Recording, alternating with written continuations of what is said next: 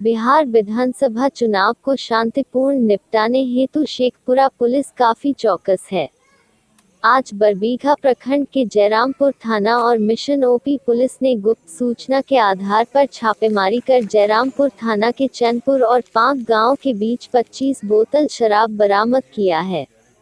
इस संबंध में जयरामपुर थाना प्रभारी विकास कुमार सिंह ने बताया कि झारखंड नंबर के 2 पिकअप वाहन जिस पर बांस लदा था को कई किलोमीटर पीछा कर पकड़ा गया, जिसमें बॉक्स बनाकर शराब छुपाया गया था। हालांकि वाहन का ड्राइवर वाहन छोड़कर भागने में सफल हो गया, जिसे पुलिस ने जब्त कर जयरामपुर थाना लाई है।